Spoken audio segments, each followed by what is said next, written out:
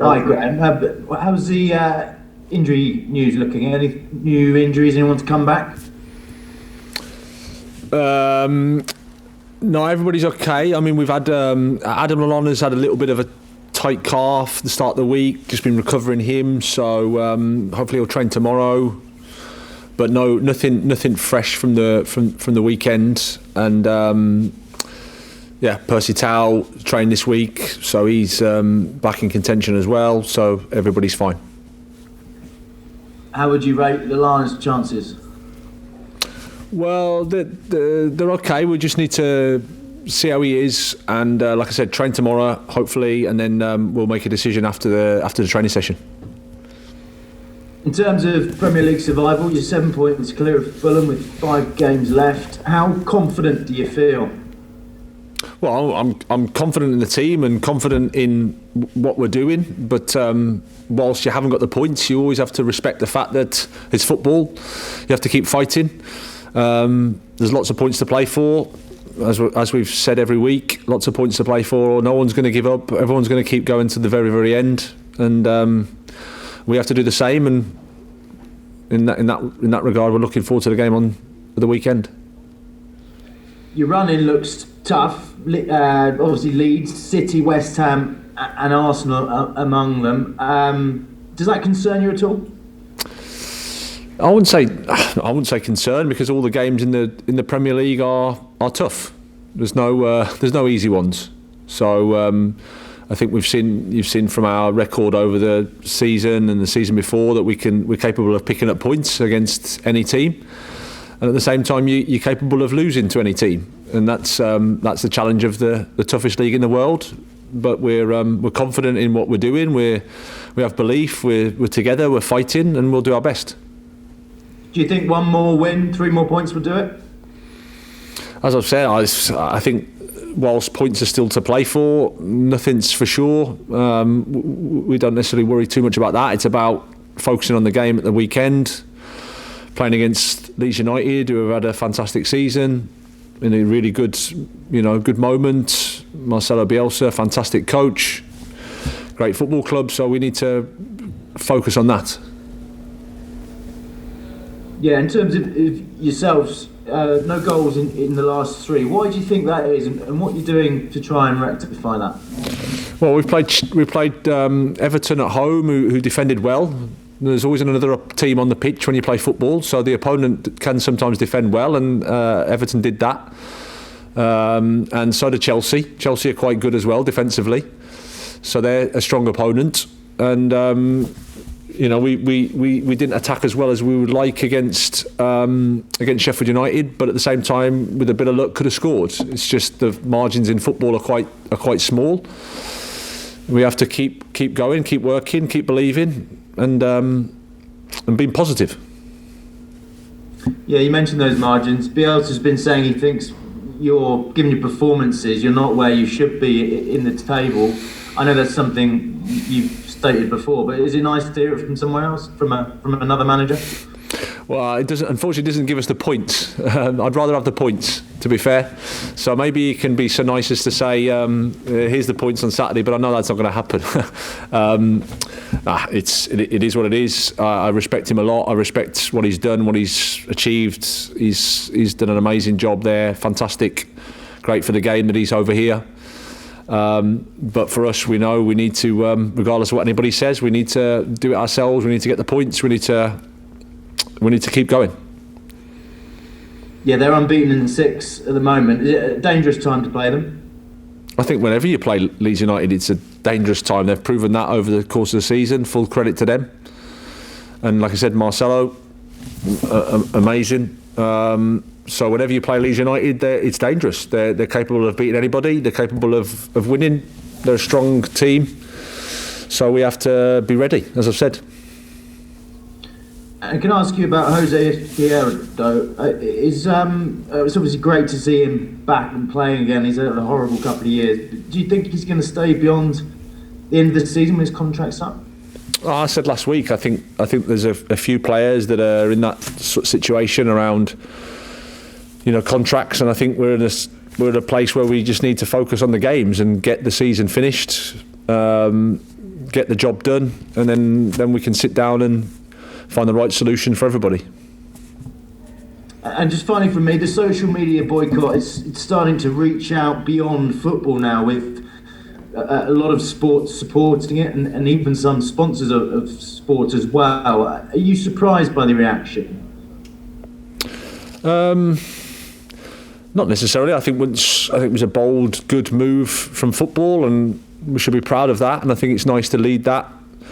And then once you take that first step, maybe it's easier for others to follow and to join in and to be part of it. I think it's a great step. That's what it is. It's a step. We need to keep working. I think it's something that we can be proud of as a football family. But there's a lot more to do. And do you think after this boycott, do you think there needs to be more boycotts? How much of an impact do you think this can have, and what can it achieve? Well, I think ultimately you've got to try to affect change. And by boycotting, you're sending a message. You're hopefully affecting things in terms of maybe the finances of these platforms and companies, and people then are forced to do something different. We need to make sure at this day and age that, and to understand that with the billions that they have, that there's surely a way to stop this abuse. Being on the platform, there must be a way to do it, and then, of course, then we have to try to create a world where, abuse of any form is not out there. But that might be a bit more difficult. Thanks, Graham. Good luck. Cheers. Thank you. Hello, Graham. Hello. I just was looking at the numbers. 8 points maximum for you to be safe. I mean, realistically, you're not going to need all of them to stay up. I mean, how many do you think would be enough to guarantee your safety? It's not going to be the 8 maximum, is it? No, I have no idea is the truth, and I can drive myself pretty insane by trying to guess it. My focus is just on the game on the weekend, because we play Leeds United, who are enjoying a very, very good season in a really good place, a good moment. Marcelo Bielsa's done a fantastic job there, and we need to just focus on the game and what we need to do to try to get the points. That's the most important thing for us. Do you ever look at like a points total and have a target in mind? Because we hear so much about 40 points and stuff like that, but from your point of view, is that never on the horizon? No, I haven't. Not really. No, I've always just tried to focus on the match, tried to focus on the game. That's my job. You can't worry about what other people do. You can't second guess what other things are going to happen. You can't rely on other people. You have to just do what you can do, control what you can control. Do your very, very best. Understand that it's sport. Understand that you can win and lose, and that's part of what it is. But focus on the things that we can control, which is our performance, which is the game on the weekend. Just looking back at the Sheffield United game, any defeat is disappointing, but was it doubly, given the fact you were playing a side already relegated and had been in pretty poor form across the course of the season? Well, it's disappointing to lose, firstly. At the same time, I wouldn't want to disrespect Sheffield United, because it's not to say that they can't win games in the Premier League. It wasn't so long back that they were in a good place in the league this time last year, for example. And when you're fighting for your future, when you're fighting for your careers, they are still professional footballers that are Premier League players. So it doesn't surprise me that it's possible for them to win a game. We're disappointed because we didn't maybe hit our maximum, but I don't think we were terrible either. On another day, we could have got something from the game. We didn't. Again, that's the margins of the Premier League. They scored from pretty much one of their only attacks. We had a few more and couldn't score. So it wasn't a complete disaster. It's just a disappointing result. Looking at the win at Leeds earlier on this season, what can you take from that? What are the main things that you learned in terms of that victory?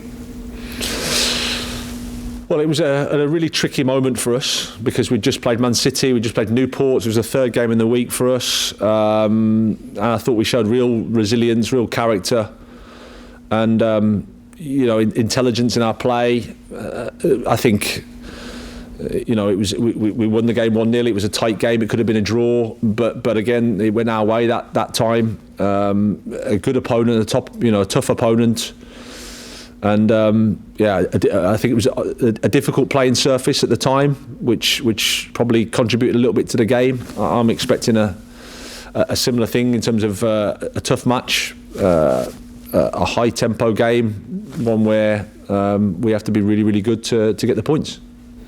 What did you recognise as the main weapons from Leeds that day that you had to be aware of in that victory? Well, they've been together for a few seasons. They're very well organised. They know what they're doing. They've got threats from all over the pitch. Really, they can attack you through the sides. They can attack you through the middle.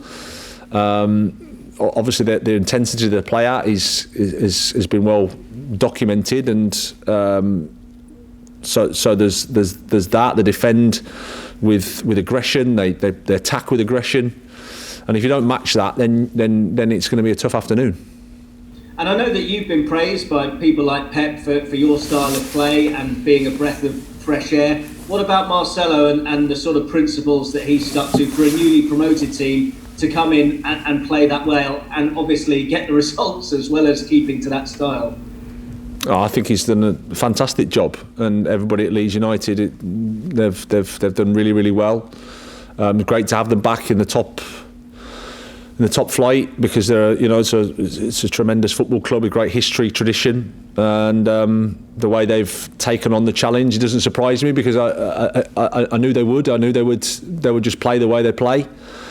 It always sort of makes me smile a little bit when teams have success doing something and then they sort of change when they get to the top, and I knew that wouldn't be the case when you see Marcelo Bielsa's teams and how Leeds have done it, and they've done it well, so congratulations to them. Yeah, I guess just finally, it shows that if you come up, you can still play expansive football. We might see the same from Norwich next season as well. It's not a prerequisite when you come up. You just need to make yourself solid and tough to beat. No, and they've had bumps along the way, haven't they? But they've stuck together. They've stuck to what they've wanted to achieve. They've stuck to their beliefs, stuck to what they think is the right thing for them. And as I said before, in football, there's no right or wrongs. It's just they make their choices, they make them well, and they work really, really hard to make them work. And that's why I have a huge respect for them. Thank you, Graham. Best of luck. Thank you. Hi there, Graham. Just on Bielsa, is he somebody? Have you looked at his methods? Obviously, you're an admirer of the football that they play, but do you actually look in depth at the way that his team sets up? Historically, I've been aware of his teams. I wouldn't say I've had too in depth of his methods in terms of how he trains and things like that, but certainly how his teams have played. His Bilbao team, I remember, at Old Trafford one year, they're doing fantastic, and then his national team experiences, and I think one of my first games back in the UK was against Leeds United. I think it was one of our first home games, second home game. So he's someone that I'm, not necessarily familiar with, but I've followed and have huge admiration for.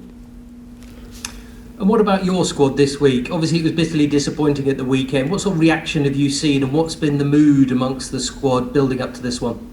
Yeah, I think, as you can imagine, disappointed after the game, very, very much so, because we didn't quite perform as we would like and as we hoped, and disappointed with the results. But the boys they're a really good bunch. They're quite grounded, I think, and they're responsible. They know that we need to go again. We need to, keep fighting. We need to learn from what we experienced at Sheffield United, and then they're ready and they've been training well and they're looking forward to the game.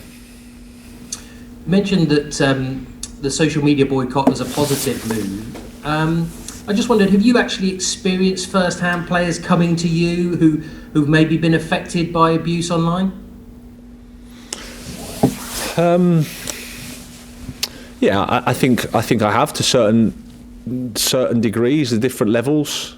I think it's natural and it's normal that if people are on those platforms and they witness the at times negativity and at times just downright hatred. That as a human being, as much as we say, "Oh, let's not listen to that," we're all a little bit sensitive, and we all want people to like us. I think fundamentally that's a human characteristic. So when you do get that abuse, when you do get that, like I said, even negativity, but when it's more serious, when it becomes abusive, it's bound to affect them, and then it's about how they can articulate that and be okay with it in terms of communicating to other people, because otherwise, if you just internalise it and deal with it like that, then it can be problematic. And in terms of that positive step, is there anything else that you would like to be seen done? Any other moves, within the game or just in general that you'd like to see? Well, yeah, I know there probably are. I think, I'm not an expert on, like I said, I'm not an expert on social media, but I can see how much the phone and how much those platforms just affect the world that we're in at the moment. It's going to be, that's how it is. We're the face down generation, as someone quoted to me. Everyone's in the phone, they're looking at it. It feels like your phone almost can listen to you and talk to you. You're talking about something, and pretty quickly there's an advert comes up about the stuff that you've just been speaking about. So if the technology is there to do that, then surely it's there to just police things a hell of a lot better than they're doing at the moment, because it isn't right that this thing it does such a lot of good.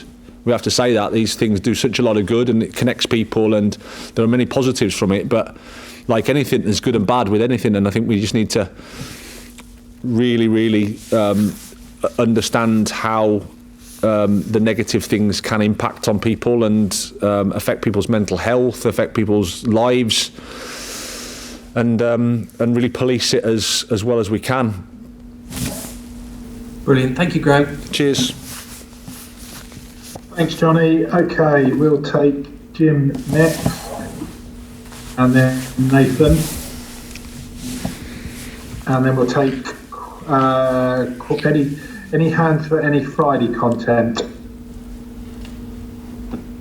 Hi, Graham. Graham, just in relation to Brighton's budgets and how they deal with business and trying to get a valuation in the transfer market, I just saw a recent article there recently about the acquisition of Pascal Gross going back there a while ago, and how you managed to get him for 2.7 million, and how a 50-page dossier where you're able to hand out in relation to the scouting of the player. In modern times now, is that becoming harder and harder to pick up a quality player for such a small fee that you paid for him at the time? Yeah, I think it's of course it's hard to identify the player, to then that fits into what you're trying to do, that fits into the salary structure that you have at the club, that is prepared to come to the club. It's so difficult. I think recruitment is so challenging, to find the right person at the right price at the right time. Very, very difficult. You see the prices in the Premier League. There's a lot of money around. Sometimes it's not about that. It's about, like I said, identifying the right person, the right player, aligning how you want to play, aligning your values, and then hopefully trying to make your pound work harder and go further than the next person's pound. But it's of course, it's very challenging. And just in relation to that, Graham, you picked him up from Ingolstadt in sort of Germany, not a prominent sort of German club as such, but in terms of dipping into the over sort of the seas market, in terms of maybe the division below the Bundesliga or the division below the French, is it very much a gamble as sort of such when you're sort of dipping into unknown markets outside the English domestic game? I wouldn't say it's a gamble, but whenever you bring a person in, there's an element of risk wherever it is. So you can spend 50 million from the Premier League and it still could be a risk, because there's no guarantees they're going to fit into what you're doing. There's no guarantees that they'll settle. It's a transaction. It's a person's got to settle. It's not so straightforward. But yeah, I think that you always have to bear that in mind. And like I said, just because you spend 50 million doesn't mean it's going to be a guarantee, and just because it's a free transfer, it doesn't mean to say it's not going to be a success. I think you've got to look at it on its merits. It's not about how much you spend, but you've got to, in every sort of deal, you've got to look at the risk. You've got to look at the probabilities that it's going to go well, and then make the best decision you can. And lastly, for me, Graham, on the game at the weekend, obviously against Leeds, your opponents, Fulham, are 7 points behind you. West Brom, who still have a fighting chance, are 9 points behind you. Realistically, with 5 games to go, probably they're going to have to take roughly maybe 4 wins, maybe at least 3 wins or a draw even. In terms of that, is it very hard for you to maybe to galvanise your dressing room to say, listen to your players, that West Brom could still manage to pull out a great escape, Fulham could still manage to pull out the great escape, and to just really get over that finishing line? Well, it's our job to make sure that we focus on ourselves. That's what it is. You're talking about Premier League football players that have got to this level by not relying on anybody else. That's the truth. And everyone can talk, and we can talk about everybody else's team and etc., etc. But the reality is we have to perform ourselves. We have to get the points ourselves, finish off as strongly as we can. We've got a lot of points to play for, 5 matches, and we'll do our best. That's what we'll do. Nathan, go for it. Thanks, Paul. Graham, just on Leeds, and as good as they've been at times this season, there's still been criticism of Bielsa's tactics, particularly I think back to the defeat to Manchester United, as being naive. At 65, he has his philosophy and he's sticking with it. How much do you admire that, considering the criticism that sometimes comes your way? He is 100% certain that the way he plays football is the right way to play it, and he's stuck with that through decades. But again, as I understand, I don't think there is a right and a wrong way to play football. I think you've got choices to make, and then it's up to you to make them work. And if you look at his career, I think he's made them work. He influences people, he influences players, he influences coaches. And whatever you do in football, there's always critics. There's always somebody that's clever after the event, and then the choice is whether you listen to that or not. How difficult is it to block that out? It's quite easy. Are you better at it now than you were? I just don't read any newspapers, or I don't go on social media, and I don't. And also, you understand that it's football. That's what makes the game so beautiful. I'm not saying I'm right. I'm not saying I'm wrong. I'm not saying anything. It's just part of the game that after the event or before the event, you can get criticised. There's people that probably have never coached a game, have never played football at any level, that are criticising Marcelo Bielsa. I mean, if you talk to a Martian, it doesn't make sense, that. But that's the world we live in. And I'm having to answer a question about Marcelo Bielsa getting criticism from who? Like, this is the world we're in. Can I just ask you as well about one of your players out on loan, Jason Malumbi, and is there any frustration that he hasn't got more game time over the past few months? I think he's only started 1 game for Preston in the last couple of months. Would you have hoped that when he was returning to pre-season training, he would have had that full half season of first team football again in the Championship? Well, in a perfect world, yes, but we're not in a perfect world, and it's football. There's no guarantees. You can't just say, I'm going to play all these games. You have to earn the right, and that's not for me to say who should play for Preston. I don't know, what the situation is, but it's their problem stroke responsibility to select the team that they think is the right one, and we accept that, and that's life. That's football.